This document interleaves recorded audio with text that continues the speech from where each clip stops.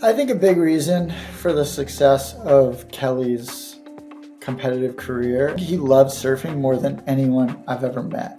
And one of the things that he was taught early on, which is what I was taught early on, was how to triangulate yourself in a lineup. So you have your key lineups based on swell direction, size, tide, wind, etc. I do the same thing when I'm shooting an image. He does that for surfing, and it's another form of competition. Who can make themselves have the best lineup? And if you have the best lineup, then you're in the best position for the best waves. Do you struggle with your paddle power? Well, I can go months without surfing and roll up to pumping waves and surf 3-hour sessions multiple times a day, day after day after day, by using the Basis Paddle Trainer. It was a game changer for me, and it can be for you too. It allows me to train my paddling anywhere, anytime, so I can catch more waves and have more fun. Remember, the key to progression is more waves, and the key to more waves is more paddle power. So if you want to learn more, click the link in our show notes or go to surfbasis.com. That's surfbasis.com. All right, guys, welcome to the Basis Surf Podcast. I'm super excited because we got Todd Glaser, who is a renowned surf photographer. He's been traveling the world with Kelly Slater for decades at this point, I think. And he just released this book with Kelly called A Life of Waves. I just read it. It is amazing. It's kind of interesting when you go through photos. There's something about that coffee book format where you see these images in kind of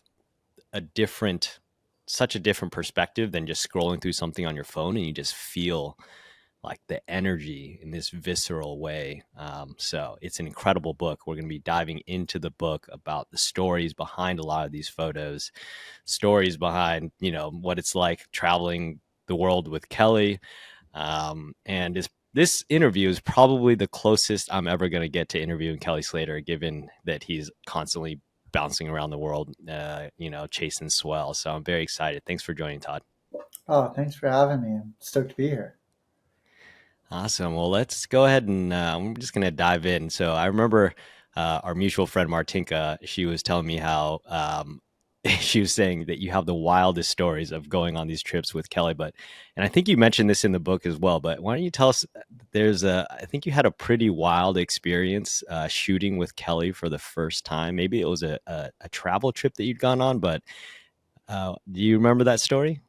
Yeah, we there's actually a photo in the book from that trip. But Kelly and we first met actually through a mutual friend when I was a photography student out in up in Santa Barbara, and I was shooting photos just of the sunset out at Rincon, and went out with a buddy, and then he was friends with Kelly, and Kelly paddled by, and I was like, hey, we started talking. We were talking about our mutual friend, and we got in this debate over film versus digital. This was in 2007, and this was when half the surf photographers were still shooting film, the other half were moving into digital, and I was still shooting film. And after our conversation, I asked him, I was like, hey, would you mind if I shot a portrait of you? And he's like, yeah, no problem. So I shot 2 frames, and that first frame is actually in the book. It's like in the intro page of the book, which is kind of cool. But 3 years later, I'd just gotten hired by Quicksilver. I think I'd signed the contract possibly the day before, and I was working for Surfer Magazine at the time. And I got the phone call the next day. Hey, Kelly wants to go on a trip. Do you ready to go? And I said, yeah, let's go. And so we jumped on a plane that night. And what's kind of really unique about surf photography, unlike a lot of other sports photography, is you're so at the mercy of weather and waves and tidal conditions.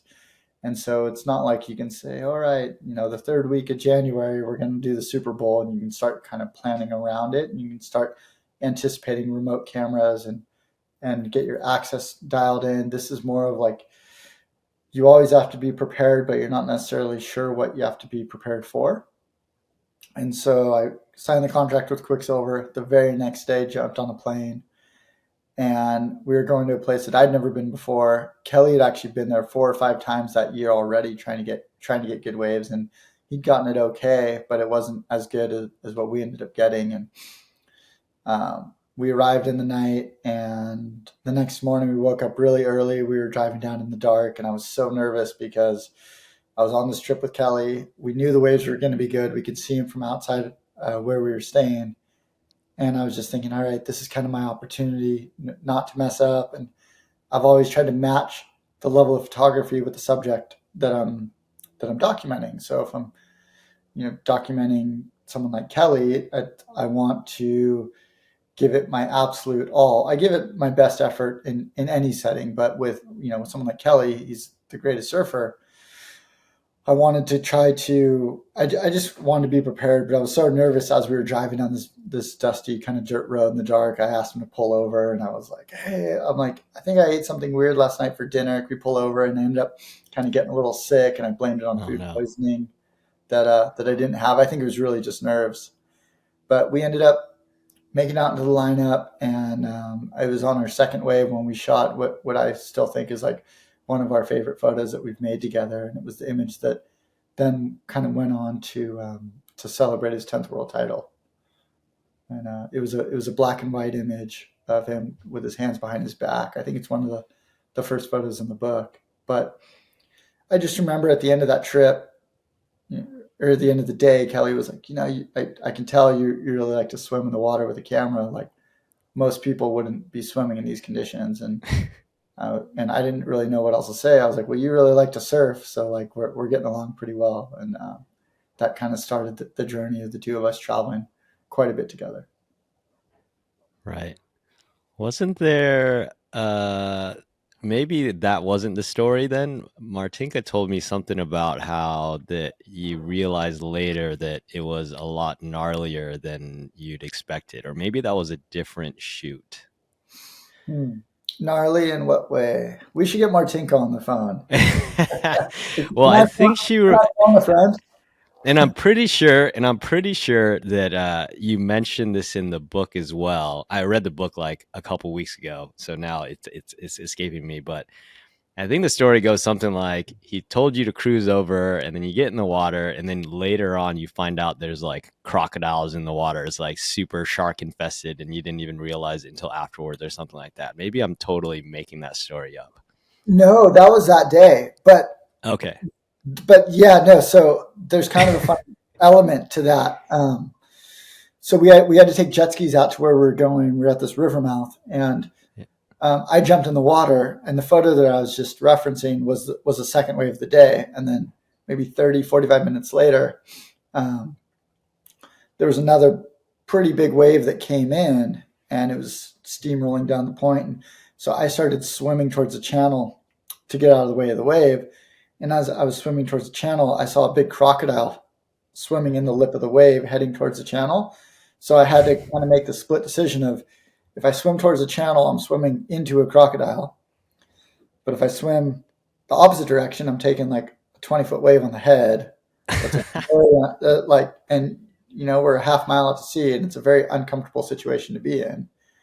So I kind of weighed out the two options and hadn't been put in that situation prior. And so I ended up, I went what I thought was a safer route, which was avoiding the crocodile and taking the wave on the head.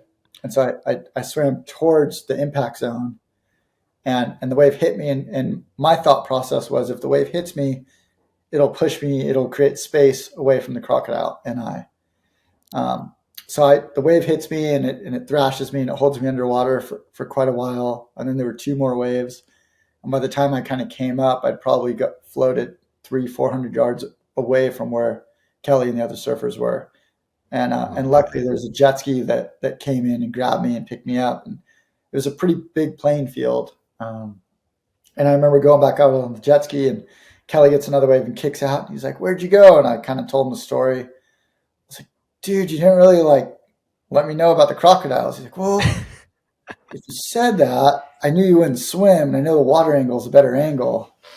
And so I ended up staying on the jet ski for the rest of the day. And then like 20 minutes later, it started raining and the wind switched, and like that was it for the session.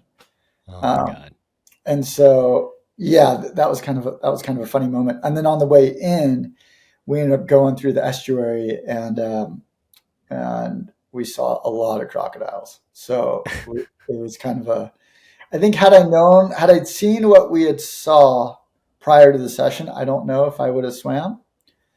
But in that setting, I was just young and naive and unaware. And I think sometimes that dumb negligence can get you into new places. The same thing happened with another buddy of mine. The year before, I went and chased a swell with a couple friends, Greg and Rusty Long and Twiggy. And we went to this place that's way out in the middle of the ocean. And but they never told me where we went, and I just never asked questions because I think that's what's so fun about surfing and especially documenting surfing is being able to create images that inspire others to want to go surfing. However, not revealing where it is that we are. But we ended up shooting an image that it ended up on the cover of Surfer Magazine of Greg, and we did a story for Surfer Magazine. And about 8 months later, I was watching Shark Week, and I watched the boat go by where we had been.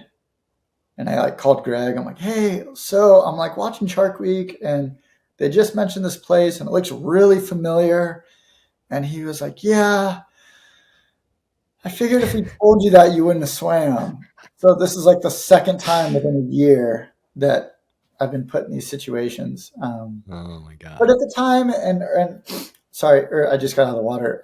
Early on in your career, you don't really recognize the risks that you're taking because you just want to put your best foot forward and in my, you know, capture the best images that I can and create the best story that I can. But also, you don't want to be the one to be like, I'm not doing that. Like there's something Right. about a little bit of a, yeah. I don't know if it's naivety or just putting the good energy out there that the best will happen without with limited risk. Right. It becomes almost like a well, it's a trial by fire. There, Kelly or Twiggy are both like, all right, let's see if. Well, I guess you were buddies with Twiggy at that point, but Kelly, first time working with you, is like, all right, let's see if Todd's got what's necessary, and he was like, all right, Todd passed, and you're Yeah. kind of making the calculation like, well, if I do this, then I get to continue shooting with Kelly, but I might lose my leg. That's like a interesting calculus to make, but I guess it worked out for you. Yeah, and I've always just kind of, I mean, even to this day, I've never put any of the subjects in a situation that I wouldn't put myself in to an extent. So I've never been the one to be like, hey, look at this slab on dry reef. You should totally go surf that because it's going to make for a great photo. So that's one thing where we do build a really good relationship is like, if they're going in the water, I'll go in the water. I'm not going to ride the waves the way that they do, but I'll certainly swim and have that shared connection in the water. And I think that's something that we can all kind of relate to and connect with is being in the water together. Not all photographers will go in the water. They'll stand on the beach with a tripod and a long lens and they'll capture beautiful images. But there's a connection and a camaraderie and a relationship that builds by giving your buddy a high five after they get a really good wave, even if it's in a very scary or uncomfortable situation. Oh, for sure. And they know also how hard you're working. I mean, I have several friends that are surf photographers and swimming, and you're carrying that super heavy camera and you're trying to try to swim and stay in position. You're taking waves on the head. It is so gnarly. One of my buddies, Joey Trissolini, I interviewed him. He shoots John a bunch, but he was shooting Cliff Capono on the Big Island where it's just lots of slabs. And he was like, there's this one time and he was just trying to make it out and he was just getting rolled on dry reef. And he was just like, he was like, all right, I'm never going to shoot at this spot again. But like, that's what he had to do to, to get the shot and try to capture some magic. But it is, yeah, I don't think most people realize like the effort that goes into making these images, and it's like just being in the when you're on the beach, you have this vantage point and you can catch the images so easily, but you could just be like 2 or 3 feet down the line and the wave you're just not going to be in the right spot. The wave would get in the way or something blows and to your lens or there's moisture or whatever on the lens. Like it just is such a gamble that you're going to capture that image in the perfect way. So these things are really like these magical moments that you're somehow able to capture. So Yeah, well, a lot of these images, yeah, I don't know if all the photographers do this, but I certainly always have. Is I have to give a lot of credit to the subjects because they're they're active participants in the session, and so I nerd out on chasing swells. I nerd out on weather. I nerd out on camera gear, and I'm a surfer myself. I love to ride waves. I love to body surf. I love to boogie board. Like whatever it is, I just love being in the water. And so when someone like Kelly goes, "Hey, we're going to go chase a swell," I go, "All right, like, what do you think it's going to do?" And I'm running my mental checklist of what I think the swell is going to do. And then he's running his checklist from his past experience, what he thinks the swell is going to do. And then I'll ask, like, "Hey, what kind of board do you think of riding?" Just by knowing what size board he's going to ride, I can automatically kind of envision the size of swell that we're going to have, Mm. which then Hmm. I can start mentally preparing what lenses I need to bring and how I can best document the waves that we're going to shoot. And so by kind of getting little bits and pieces of insight into their brain, I can then kind of translate that into how I'm going to best perform what I do with the camera. And Yep. so it's very much a collaborative process. For Yeah, sure. I'm trying to kind of get into the psyche of the subject to understand what they're trying to accomplish, and what it is that they're trying to do, and then how I can best document that and create not just capture it, but create something that kind of like celebrates their efforts and celebrates our uniqueness. Yeah. Yeah, So, that's always kind of been my approach. right. So we just talked about an experience where you actually weren't scared until afterwards. Which one of these images, or, do you think Kelly was the most scared? Hmm. Or Uh, is there a moment, when you think he was the most scared? Surfing wise, or Yeah, surfing wise, there's so many images of him in gnarly waves here, but is there a specific moment where, or do you think he just locks in and he doesn't feel the fear? I mean, that he is the goat, but like, was I, there ever a session where he was like, whoa, that was gnarly, you know? yeah, there's been quite a few, but he's like a lot of other surfers. They thrive when a lot of other people are running away, they run towards it, Yeah. and they take the fear head on. I'd imagine over the course of the time we've spent together and do spend together, he's been relatively nervous leading up to certain heats when world titles are being decided, or when pipe masters are, like the a couple of years ago when he won the pipe masters 2 years prior, or 2 days prior to his 50th birthday.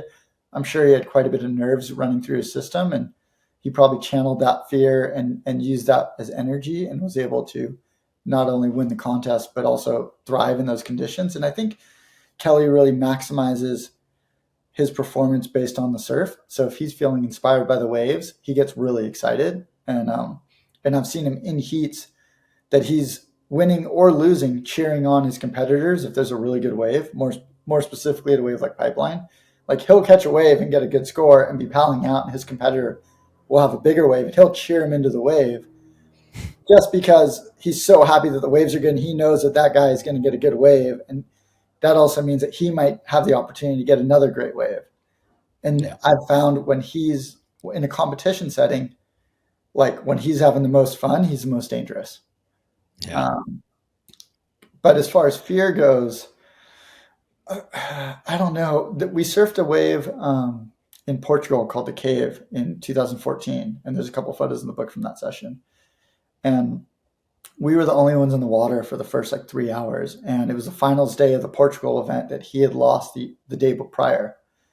And he was like calling friends trying to surf, and everyone was either still in the finals day of the contest or they'd already left. And so it was just the two of us out for the first 3 hours of the session. And this big slabbing right onto dry reef and nobody around. And that's one thing that we're always trying to assess is, you know, you don't think of the worst, but worst case scenario, if someone gets hurt and there's two people in the water, what's our call to action? How are we going to get people in safely? If I get hurt, what's protocol? If he gets hurt, what's protocol? We're at the base of this cliff. We're pretty far out. There's rocks. Like, what is our call to action, and how are we going to come in safely, or respond in the unfortunate event something bad happens? But that wave, as far as like pound for pound, the size of the wave and the location, the fact that no one was around was pretty spooky. But yeah, Yeah, that'd be a question for Kelly. There's been a lot of kind of spooky moments over the years. I'm sure. Yeah, I've seen videos of the cave. And it looks super gnarly. Um, Hmm. so that that Pipe Masters where he won. I was actually on the beach when that happened, and that was probably one of the most insane sporting experiences I've ever had. Probably it was also, I would imagine, for Kelly that it was one of the peak experiences of his life. And I think you were there to capture it. I mean, what was it like to be around him with that for that event? Yeah, that was a really a special event for all of us. Um, it's funny, leading up to that event, we all kind of had in our minds, we're like, okay, if he's turning 50, this might be his last event. If he wins, he could potentially retire. There was murmurs of it, and a couple days before the event started, he called Alec Parker and I. And Alec's a good friend, and he's made a couple documentary series with Kelly. One called Continuance, the other one called what was the other one? I can't remember what the other one was called. Lost Tapes, I believe, which was his 2019 year on tour. And he called. He's like, "You guys coming out?" And we're like, "Yeah, we're coming for your birthday. Like your birthday is the 11th. We're gonna come out, I think, on the 8th and hang out for a couple days and then fly home." He's like, "Have you guys seen the forecast? It looks good. Like you guys should get over here. It's gonna be really good." So Alec and I flew over the next day, and Kelly and his partner Kalani were kind enough to let us stay at the house. So we were roommates for those whole 2 weeks while that event was happening, and we were. It was just there was an energy and there was a mystique and there was just a kind of a you could just feel there was a lot of momentum leading up to that event and leading up to that forecast, knowing that the waves were going to be so good. And we tried to keep the house pretty quiet with not a lot of people coming by and just a few very close friends. And um, it was just special. I remember after he won, I think everyone there was just crying, and it was just this big celebration of like Kelly and Kalani and their relationship and our friendship and yeah, I just remember I've like never cried so much at the beach during those 2 weeks of that event. And then 2 days after, we surprised him at the Turtle Bay Golf Course with like 50 of his close friends, and we all had like shirts on with a goat on. We actually had a friend of ours that has a ranch. They brought a goat from their farm and put it on the first hole. So when he got to the first hole, there was a goat sitting there. But Oh yeah, my you god. could just tell he had a lot. I think he had a lot of internal pressure to perform during that event. But then once he saw the forecast, he was a lot more relaxed, just knowing how good the waves were going to be and how much he loves Pipeline. And over his bed is a big photo of Pipeline. So every morning he wakes up and he's looking at a photo of Pipeline.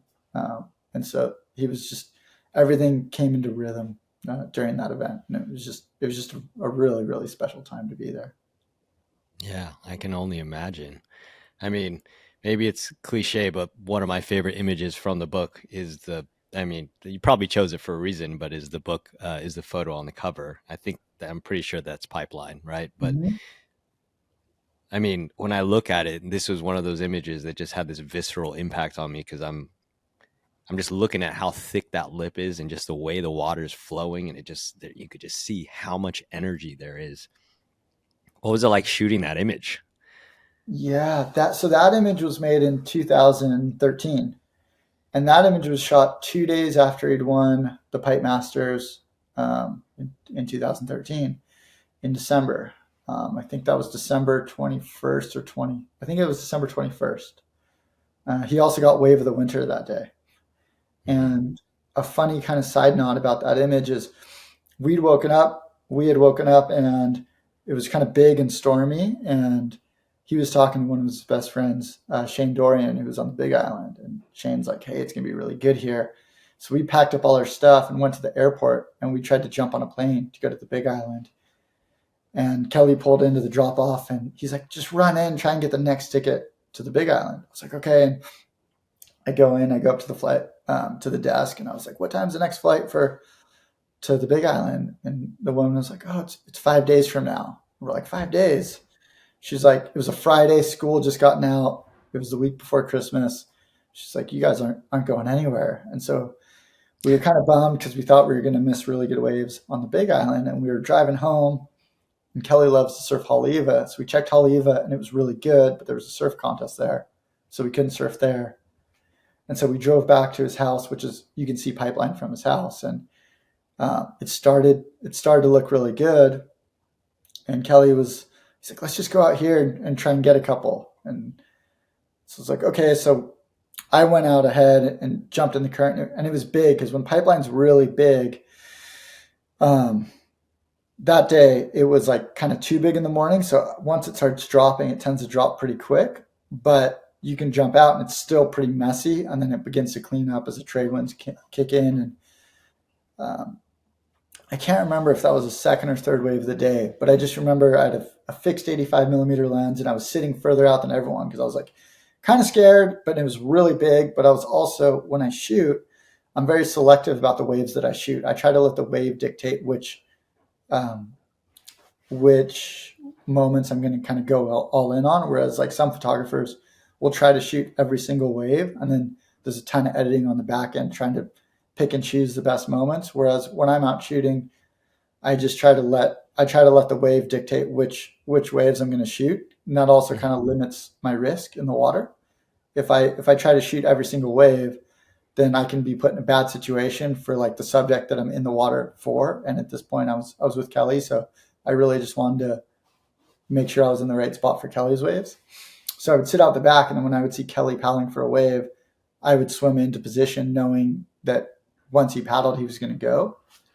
And when we shot that image, I knew we had something special, but I didn't quite know what we had. And we got home that night, and I looked at it and I showed it to him. We were both like, "Oh, this is pretty neat." Like, even if it was just an empty wave, it would look really cool because you can see through the tube. But the fact that it's Kelly and it's backlit, and that's one thing that I've always tried to do when I'm making images. I try to make images that are a little bit more timeless. So I love to shoot backlit. I love to shoot silhouettes. And I try to not only just capture a moment, but kind of create something that will be somewhat relevant 10, 15, 20 years from now. And so once we shot that image, we held it for about 2 years. Um, and I got a call from Grant Ellis, who helped photo edit the book, and he worked with Martinka and Mackie on the Surfer Magazine book. And he's like, "Hey, do you have any photos of Pipeline?" And I sent him just that one photo. And he goes, "Well, where's this been?" I'm like, "I don't know. I thought we had something pretty cool here, but I knew you had so many images from Pipeline from this swell. I just thought we'd hold it. And then when the time was right, we'd send it to you." And so Grant was kind of laughing that we'd held that image for 2 years. And then once we sent it in, it was run as a 2-page spread. And when we started designing covers for the book, that was kind of one of our lead images that we wanted to share and celebrate. Yeah. It's an amazing photo. So, thank you. Yeah. I mean, yeah, everybody needs to see it. Everybody needs to check out the book for sure. I mean, it is just, yeah, I'm just imagining being in the water when the swell is that big. It must be so gnarly, you know? Yeah, but what was so cool about that day is like I remember swimming in the water, and I was next to Brian Bielman, who's been swimming at Pipeline for almost 35, 40 years. Brent Bielman was shooting with a fisheye, and he kept doing laps because it was so big, but he was like in the pit trying to get these crazy fisheye shots, which is so cool. And the photos you got were insane, but you do miss some moments because you're doing the lap when you get stuck inside, which is so heavy as it is. And it's sometimes you kind of just have to take a step back and think, okay, what's the best lens just to capture it and capture it safely? Whereas the shorter and the more wide angle lens you go, you have the higher chance of creating something super, super crazy that nobody has. But then you also have a higher chance of missing something or putting yourself in a very uncomfortable situation.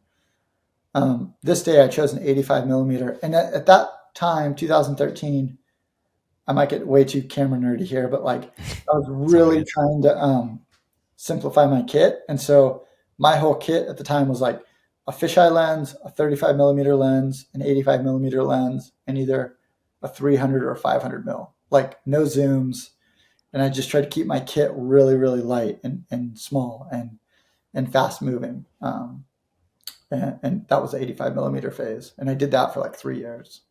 Mm. Uh, but yeah, that was just kind of one of those special moments, one of those neat ones that they're gifts that I've shot pipeline quite a bit, and yeah, that I've never shot another image close to that. Oh, but next to Brian Bielman, which is really cool, was Don King, and he's like the legendary water cinematographer, and he was out there shooting something for like Nat Geo or something, and so it was just so cool to be in the water with guys at the time like in their pushing their mid to late 50s, still out at pipeline. Yeah. Don King with a big cinema camera and Brian Bielman with a digital camera. It was just like it was so cool to see the longevity and the passion of those two photographers, or still out there on such a special day.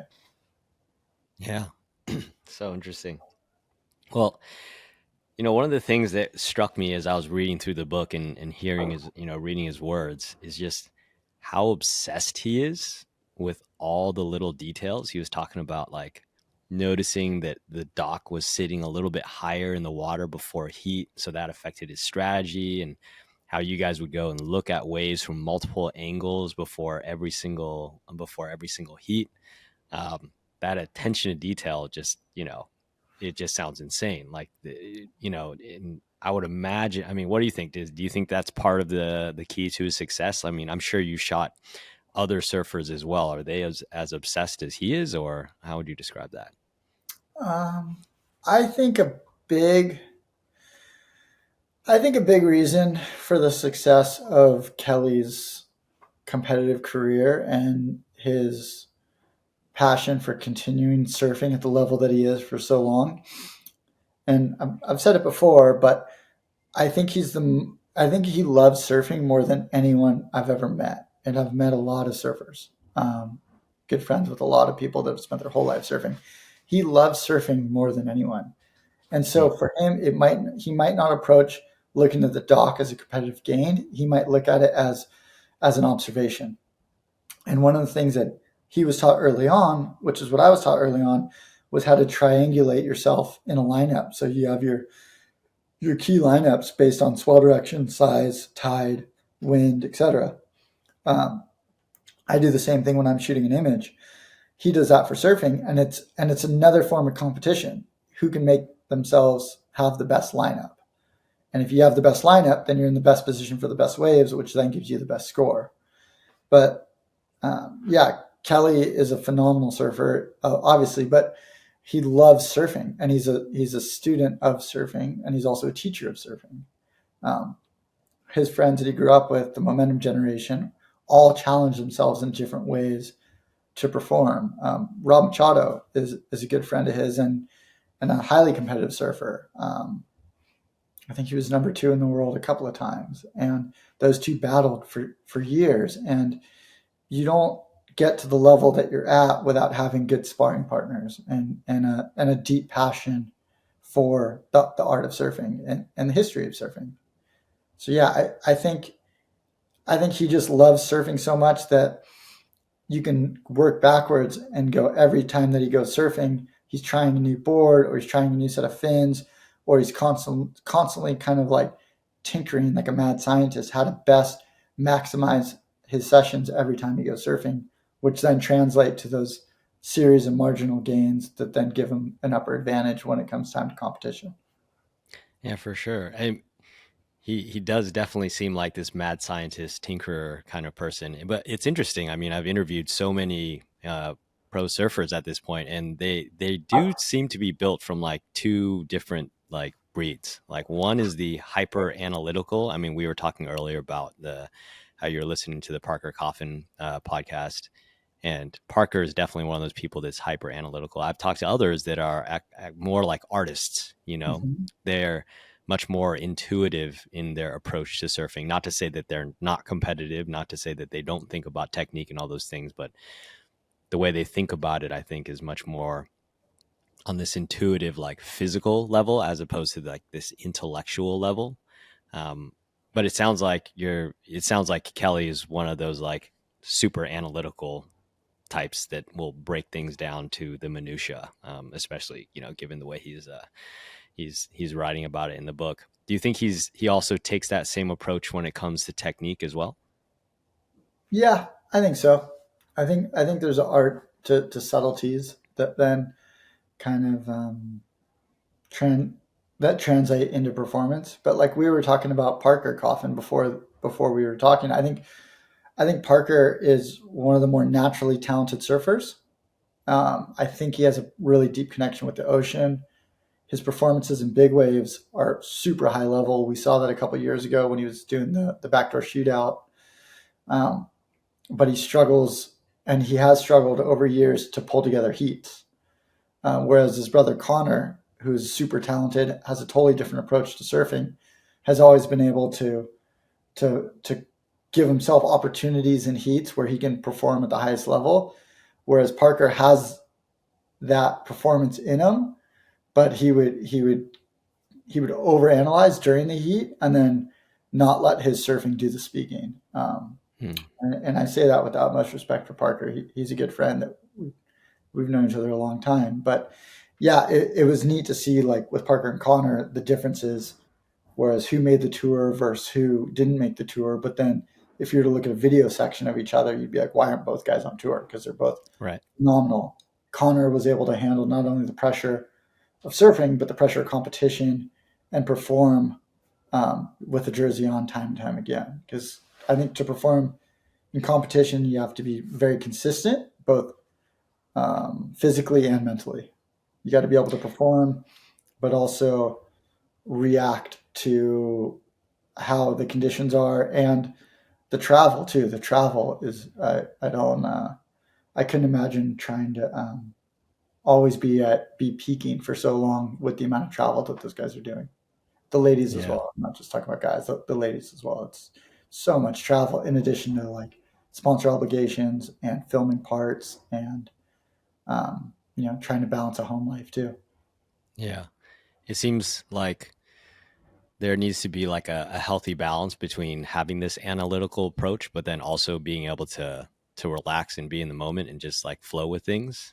And what's interesting is that Kelly, I mean, I've heard him in interviews. He's like, I'm an overthinker. I'm somebody that like, overthinks things. And, I remember several different videos where you could see the way his brain works, where he does sometimes seems like he overthinks things, but then he just pulls it all together and like is able to shut it all out. And I wonder why that is. Maybe it all comes down to that intense love for surfing, because when those waves come he just like reverts to his like childhood self and he's like, it's pumping and I'm just like surfing, and then like it just goes all out the window and he's just able to surf, and like all that analytical work that he did just like flows through him and he's just he just does what he does, I guess. Yeah, it's kind of like you can give a musician either the fanciest guitar or just four chords on a cigar box, and someone that loves music and has a basic understanding, or not a basic, a very high level understanding of music, will be able to create something special. And I think it comes from within. You see it a lot now with surfers that are starting to surf later in life. They don't. It's more of a. They're trying to take it like surfing is a sport, but it's also a freedom of expression. And so you can just see that there's a natural movement that someone has when they've grown up in water and they know how to swim, and they grew up from a young age getting pushed over by shore break. And surfing is weird like that because there's very few sports where the terrain is changing so much. And you go play tennis and the tennis court's not going to fall on you, or you go play basketball, it's rare the hoop's going to fall on you. And so you have these equal opportunities to perfect your craft. Whereas imagine every time you went to like swing a golf club, someone's going to like spray you with a hose if just out of the blue. So you kind of have to be prepared for all those like these tiny idiosyncrasies that you don't know what to prepare for until you've experienced them time and time again. And then within those abilities, as you challenge yourself and put yourself into more and more situations, you gain this. I was just having this conversation with my wife Jenna about we were watching like the Tyson Jake Paul fight, and we're having like this documentary about it, and we're like, okay, Tyson has all this like knowledge of being in the ring for so many years, and Jake Paul is still relatively new to boxing, but yet he's like young and energetic, and he's riding this wave of momentum. But there is something to be said about someone who has spent decades in a ring, and you just have a knowledge of the action that can't be removed from that. And now, whether or not your body and reaction time and fitness are going to keep up to that, who knows? We're going to find out on Friday, which should be kind of funny. But yeah, that wasn't necessarily a direct correlation with Kelly, but his knowledge of waves and knowledge of surfboards and knowledge of um, having your back against the wall in competitive situations then translates to what needs to be done to perform, to excel. Right. What it kind of does, though, I mean, one of the things that they talk about in the book is how, and I think he's known for this, right? He's like the last person in the water, and you would, you think about like trying to get good at something, and you're just going to be like first one in, last one out, spending tons and tons of time. But he spent so much time in the water that he doesn't need to do that anymore, right? Like he just, you guys have shorter sessions because he doesn't need to put that time in because he's already put that much time in, so he can just make stuff happen. But Well, not that's always struck me as interesting. Like he just rolls up late and the wind's not even necessarily good, but then just makes stuff happen. That's crazy to me.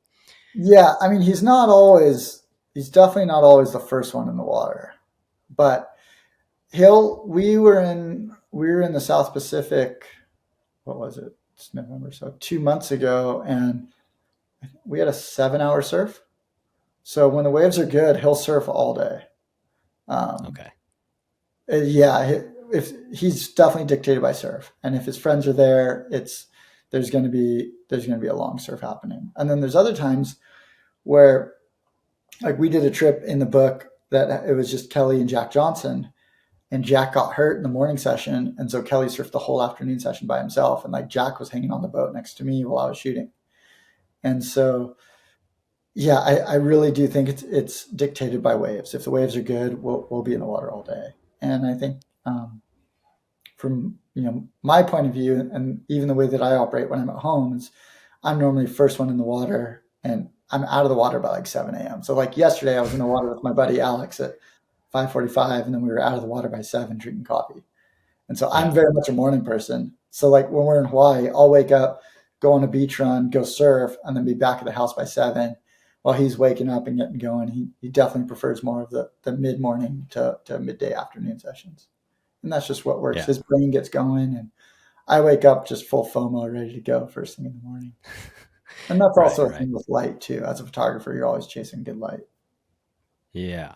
Well, you got all those amazing like sunset, like dusk photos. Like those motion blur photos are super super rad, and that's yeah, it's really interesting. And I guess it makes sense. Like you're surfing the North Shore, you got trade winds offshore a lot of times all day, so you can kind of roll up late, and so you're kind of good there. But I guess at other spots, like if you're surfing in Europe, the winds are just super fickle, and it's like if Yeah. you're sleep in, the waves could be gone. The conditions could totally change. But I mean, I'm assuming you guys probably adjust things depending on where you guys are at and all that, right? So Well, those speed blow shots for those are an adaptation of a little bit of situational awareness of trying to understand we're paddling out as the sun's setting. What is the best way to document these sessions? Because we might mm, only catch 2 or 3 waves. How do we best document these sessions and create something that's unique to how other people may be shooting, if there are other people shooting? Or like the last photo in the book was shot in Barbados, and it was the last wave of the trip before we left. And myself and Taylor Steele were filming next to each other, and it was so dark that Taylor couldn't film, and my camera wouldn't focus. So I manually focused, preset where I thought he was going to be at a 700 millimeter lens, and I was at a quarter of a second, and I think I shot 2 frames and just waited. It was so dark. I was like, I think he's on the wave, and shot, and we ended up capturing 2 moments that were really neat. Um, and that's just Taylor had already packed up because it was so dark, it didn't work for the camera that he was shooting with. And so a lot of those images, especially the speed blurs, are my way of interpreting the light, the waves, the action, and how can we best document those moments. And like any photographer will say, your when what you see in the book, it is the best of. So we're showing the best moment. There's plenty of times when I try and do a speed blur and my hand shakes and it's totally unusable.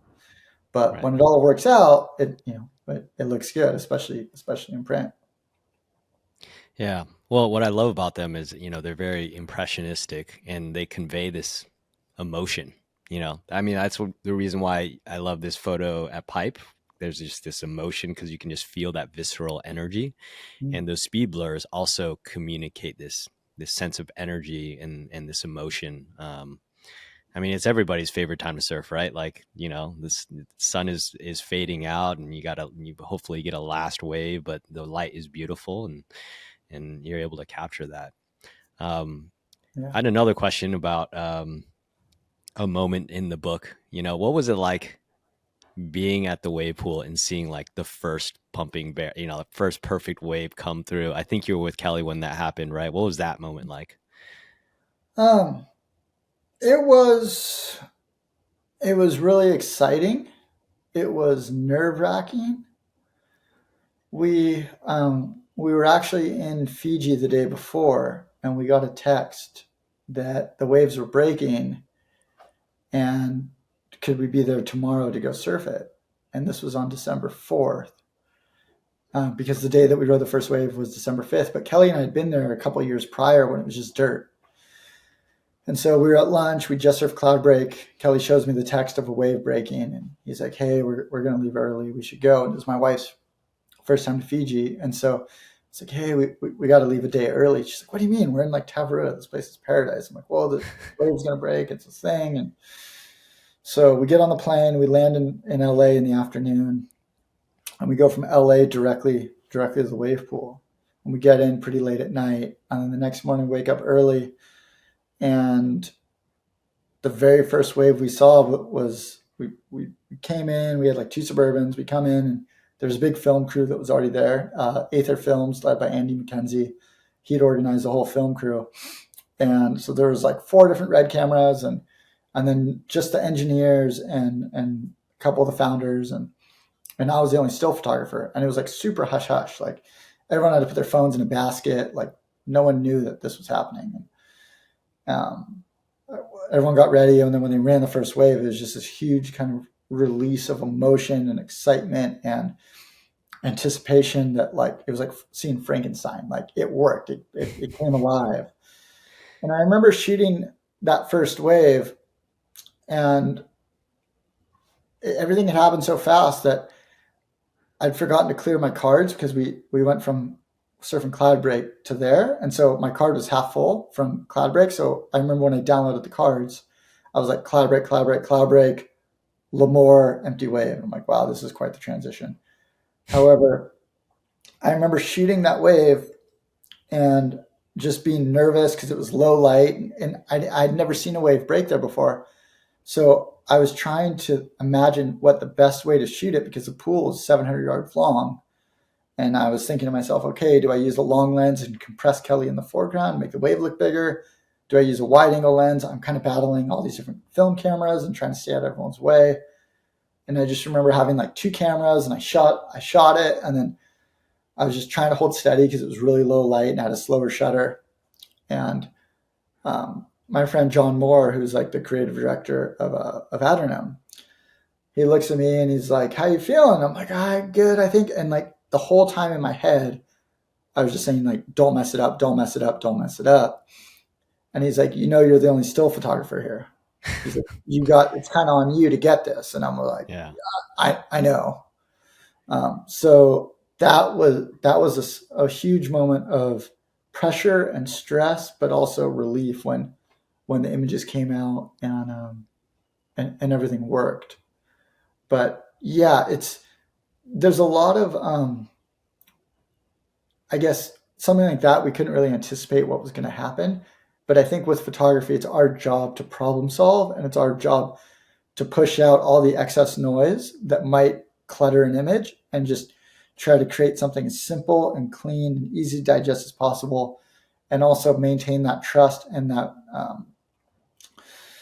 the human relationship with not only the subjects but the brands that we work with, so we can get invited to come back over and over again. And that project I'd known about and I'd documented for several years prior to the breaking of the wave. So I knew about it, but none of us had seen the wave yet. So being able to capture that and not mess it up kind of meant a lot to me. It felt like I was shooting that first session with Kelly all over again. Yeah, I can only imagine. Wow. What do you think was a more special moment for him, though? Seeing that first wave where like he envisioned, like, I'm going to create this man-made wave. Who knows if I can actually even do this? And then he sees it for the first time, or winning the Pipe Masters, about to turn 50 against Seth. I mean, they're so different, but like, They're totally I don't different. I know. don't know. Yeah, they're so different. I mean, That's an impossible question. I could speculate, but I'm not. I can't go into the mind of Kelly too much. I'd say they Yeah. were both very equally impactful moments. I would maybe lean towards the Pipe Masters before 50, just because neither one of them had ever been done. But the Pipe Masters is a very special. It's a very special and prestigious event to win. He's won it several times. What I love is the day after the Pipe Masters is a photo in the book. We're all just eating pancakes, and Kelly's known for making pancakes. So I don't remember eating pancakes after the wave pool, but we had pancakes after the Pipe Masters win. So maybe I'll say Pipe Masters because we had pancakes the next day. That's the sign. That is the sign. Got it. All right. Well, I guess we'll work towards wrapping up, but I always finish the podcast with 3 questions, and these will be questions for you, actually. And because I know that you're a good surfer as well. You even have a surfboard named after you, right? Machado, Rob shaped it for you. So Yeah, that was he must have run out of names that day or something. that Yeah. might actually be the answer to one of the questions that's coming here. All right. So let's go through it. So what is your intention when you surf a wave? My intention when I surf a wave is to have as much fun as possible. Pretty plain and simple. I went surfing just before we did this podcast, and where we live, you drive west a little bit to get to the coast, and you can either go right and go to Seaside Reef in Cardiff, or go left and go to Del Mar. And normally I go to Seaside because that's where all my friends are, and there's a bunch of different options for waves. But lately I've just been going left to Del Mar, and I'll jump in the water without looking. I'll just grab whatever board is close, or I'll just go grab a pair of swim fins and go body surf. Won't even check the surf, and just go run out and try to just go ride a couple of waves. My intention is to get outside and get wet. It doesn't really matter what I'm riding or what the waves are doing. I just like getting in the water. But yeah, I have no plans on like ripping by any means. No plans to put a conscious jersey on. There's been times when my camera has been the best surfer in the world when I'm in the tube with some of the people like Kelly and Rob and other people that I've gotten to travel with. But yeah, I would much rather keep performance expectations low and look forward to going in the water every time than getting upset that, I don't know, my cutback didn't throw enough spray, or I could have been deeper in the tube, or whatever it is. It's really just to go in the water and enjoy being in the water. That's purely my goal. Epic. I love that philosophy. Like, you don't even check the waves. You just jump in and you're like, I'm going to have a good time. That's awesome. Yeah, my friends at home, they make fun of me because like where we live, we're pretty close pretty close to a variety of waves that are all about 5 minutes apart. And they're always like, let's go here. Let's go to Lowers or Oceanside, or go here. And I'm always like, I'm either going to drive 5 minutes to the beach, or I'm going to get on a plane and fly. Like, I don't do this like 2 hour run to Huntington or to Right. Santa Barbara. Like I will, but I don't know if it's being spoiled with waves or what, but I would rather like maximize my surf time when I'm home.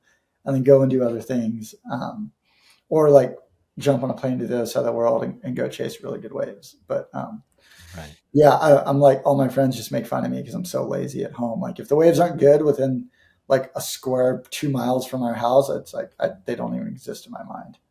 Well, when you're traveling around with Kelly, seeing the best waves in the world, I can see how you just be like, it's probably okay, and so I could see how that would shape your experience, and I mean, I'm sure every surfer has done this. Like, you go check one spot, and you're like, you spend like 20 minutes looking at it, and then you go to another spot, and you're like, and then you do another spot, and then you end up where you started, and you're like, I should have just gotten the water like in the beginning. Oh, when So I'm home, it's like first spot.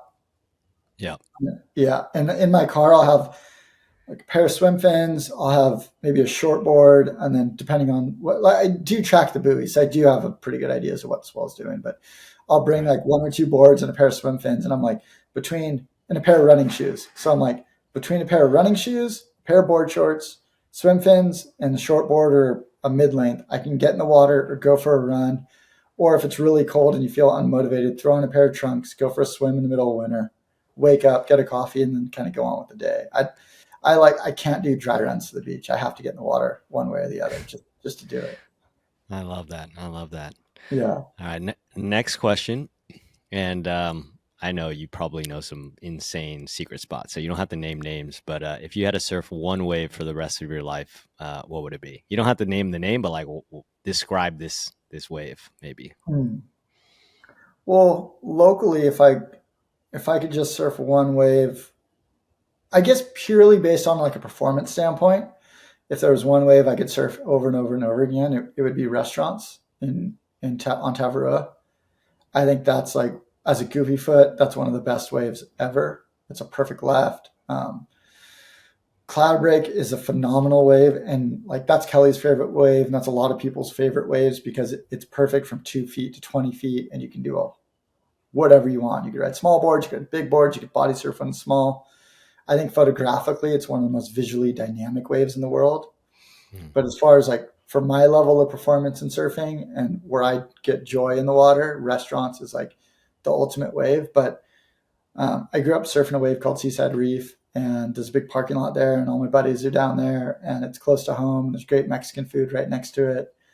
Um, I would just say Seaside, and I know that's kind of Yeah. a funny answer, but it's close to the house. There's great like running trails right behind it.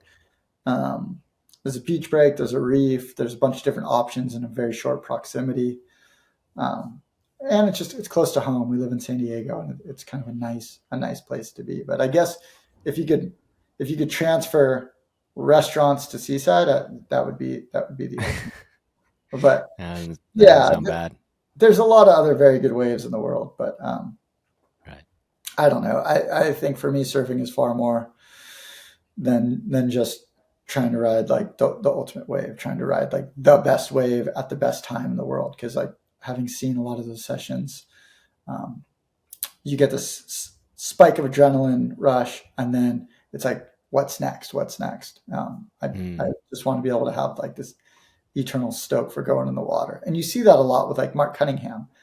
You'll see him body surfing in Hawaii every single day, and it'll either be at Pipeline or at Gums or Aukai or Pupukea, and he just gets in the water, goes for a swim, and that's how he starts his day. And I find a lot of inspiration and admiration for guys like that for continuing to do that decade after decade versus Hmm.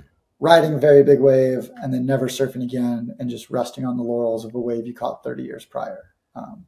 I Right. have so much respect for people who are continuing to just get in the water. And I think that irrespective of your level, if you go in the water, you're just kind of a nicer person after. Yeah, for sure. All right, last question. If you're stranded on a desert island with a perfect wave, what board would you bring? Stranded on a desert island. Well, I guess it depends on what kind of wave it is. Let's say it's restaurants. Let's say it's restaurants or Hmm. seaside. Let's make it seaside so that'll be more relatable. If you were surfing seaside, you're stranded on an island, but it's seaside. What board would you bring? I would bring, wow, that's a tough question. So I guess right now, because of I'm still have a little bit of fitness and still have a little bit of like strength in my legs. I actually rode this board called it's called the S Boss, and I rode it last week for the first time. It was like a Slater Designs board, and I rode it as a quad, as a 5.5, and it felt really good. Um, that one I think was the board that was the one that kind of pushed me back to wanting to ride a shortboard more. Hmm. It felt really good. It worked well in the tube, and I was able to kind of do some turns okay on it. But I don't know. I think if I only had one board ever, I, I'd want something that I could kind of grow old with and ride for a long time. So I'd probably go with like a skip fry glider. And Hmm. I know I could just surf that for the rest of my life. And if it's flat, I could take it for a paddle. And if the waves got too big to surf the glider, I would just go body surf without swim fins and just Oh, be able to body surf. So I'd have like a glider, like I don't know, like a 10-3 glider from Skip, and yeah. then be able to body surf. And that would be it. I think that would be the perfect setup. Wow. I love that answer. You're going from like a 10-foot board to no board at all, but it covers all the bases pretty much right there. Yeah, because you can body surf. I mean, technically, I guess I don't know if you would count swim fins as a board, but swim. If I could only have one thing, it would be swim fins more than anything else. Hmm. But then if I got to do a board and swim fins, I would do the skip fry with the swim fins. Or if I could do board no swim fins, it would still be the skip fry with no swim fins. And Right. that would be and be a glider, like an eagle. Probably like Interesting. 9.9 or 10.3. Because if it was really flat, you could go for open ocean paddles. If it was small, you'd go faster than anybody. And if it was big, you could just go body surf. And he's like, Yeah. his boards are glassed by the Roper family, and they do an amazing job glassing. And yeah, that would be it. Which Wow. is probably a Yeah. pretty Chris, random answer. no, it makes sense. I mean, my friend Chris Gentile Pilgrim, he has a Skip Fry Eagle. It's a red. It's so beautiful, and he just sits way further out than anybody, and he just will just wait for that wave, and then like he'll just he looks. I mean, he just catch the tiniest ripple before it's even started, and then he just like cruises, and it Mhm. looks so. I don't know. It makes me want to get one for sure, So I get But it. also, if you look at the legacy of Skip and you look at the performance that he's done, like he's probably the highest performance surfer for someone his age.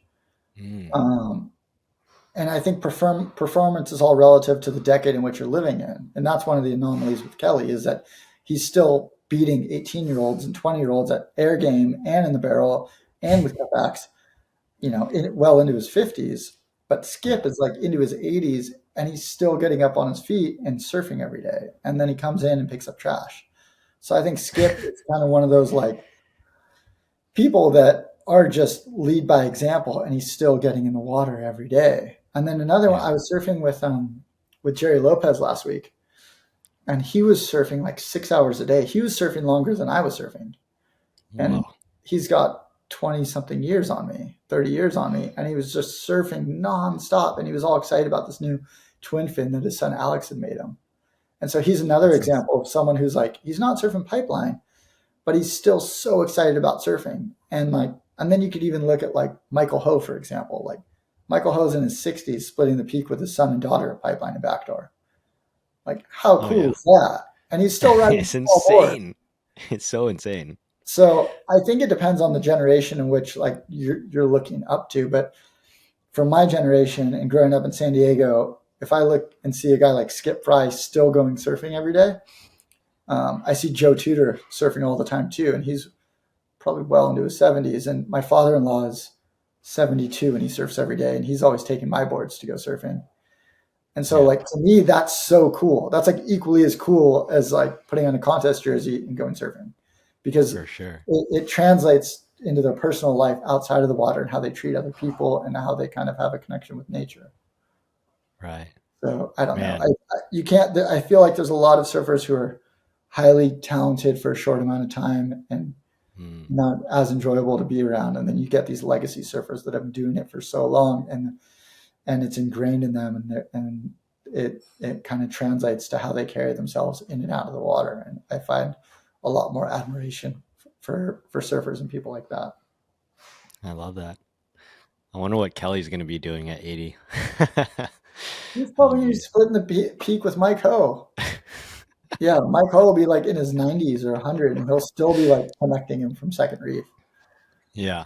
I remember I was in Hawaii and I was surfing. I was like watching some dude ripping, and then I was like, "Oh, that's Mike Ho." And I was like, I totally thought it was like a 20-year-old, you know? And I was just like, Mhm. "Whoa," you know? And it wasn't even a big day. It was just like a head high day, and he was just ripping, and I was like, "Whoa," you know? It's possible if you're, I guess if you're Mike Ho, but or Kelly Slater, but it's super inspiring. It's just really inspiring to see what kind of surfing is possible at that age, you know? Yeah, and So it's yeah. going to be neat. It's really neat to see kind of the next generation come up because now a lot of the like Kelly just had his son, and then Shane Dorian's son just turned 18, Jackson, and so there's this whole kind of next generation of like phenomenal surfers who are then passing down the torch to their children, and to see what they're doing in the water is really pretty neat to see. It's going to be insane. Future is going to be super interesting. All right. Mhm. Well, I really appreciate you coming on, Todd. This was an absolute pleasure. How can people find you? What's your Instagram handle, and where should we find your work? Obviously, the book. Everybody should go check out the book as well. A Life of Waves by Kelly Slater and Todd Glaser. But yeah, how can folks find you? Well, thank you for having me on. I really appreciate it. You taking the time, and for yeah, talking story with me. I guess I have a website that's tglazer.com, or the Instagram. I think it's just my name, Todd Glaser. Todd, I think it's just Todd Glaser. I'm not too sure. Um, and yeah, maybe we'll see you in the water, or we're trying to plan these like little book events. We just had a couple on the West Coast, and we're trying to plan one in New York and possibly Florida and Hawaii. So um, stay tuned on, I guess, on our Instagrams and social medias if those are going to happen. And yeah, that's probably the best way to find us. Awesome. Well, if the event happens in New York, I'll definitely try to help promote it. But all right, Todd, I'll see you around. Thanks, man. All right. Thanks, man. I appreciate it. Have a good day.